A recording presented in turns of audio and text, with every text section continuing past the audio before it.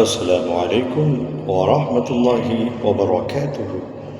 உங்கள் அனைவரின் மீதும் ஏக இறைவனின் சாந்தியும் சமாதானமும் உண்டாகட்டுமாக. சிந்தனைக்கு சில மணித்துளிகள். இன்றைய நாள் 1/10/2025.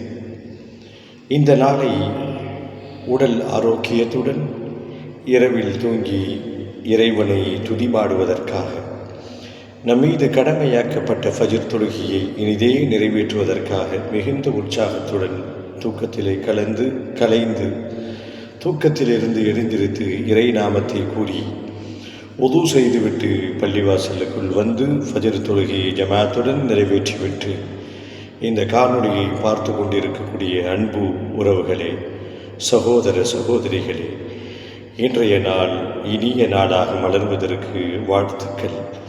எல்லாம் அல்லாஹ்விடத்திலே இன்றைய நாள் இனிய நாளாக மலர்வதற்கு இந்நாளினுடைய எல்லா நன்மைகளையும் பரக்கத்துகளையும் இறைவா எங்களுக்கு ஒருங்கிணைத்து தருவாயாக. இந்நாளில் ஏற்படக்கூடிய பிரச்சனைகள், தீய நிகழ்வுகள், விபத்துகள், பல முசீபத்துகள், மருத்துவமனை சார்ந்த பரிசோதனை, அதன் முடிவுகள், சிகிச்சையின் மூலமாக ஏற்படக்கூடிய மன உளைச்சல்கள், இன்ன பிற ஆபத்துகள், துன்பங்கள், விபத்துகளை விட்டும் எங்களையும் எங்கள் குடும்பத்தாரையும் யா அல்லாஹ் நீ பாதுகாத்தருள்வாயாக என்ற பிரார்த்தனையை தொடர்ந்து இன்றைய நாள் இனிய நாளாக நிச்சயமாக அல்லாஹ் நமக்கு மாற்றி தருவான்.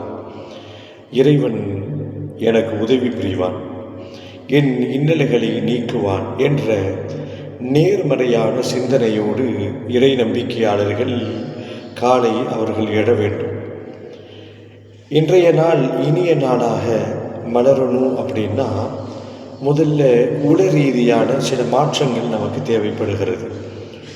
எப்படி ஒரு கட்டிடத்தினுடைய இந்த அடிப்படை, இந்த அஸ்திவாரம் பலமாக இருந்தால் எவ்வளவு பெரிய கட்டிடங்கள் கட்டப்பட்டாலும் அது பலமாக இருக்குமோ, அதே போல சில உள்ளம் சார்ந்த, உள்ளத்திலே நேர்மறையான எண்ணங்கள், இறை நம்பிக்கை சார்ந்த சிந்தனைகள் போடப்பட்டு கொண்டு அதன் மூலமாக அந்த உள்ளங்கள் நிரம்பிவிடும் என்று சொன்னால் இன்றைய நாள் இனிய நாளாக மாறும்.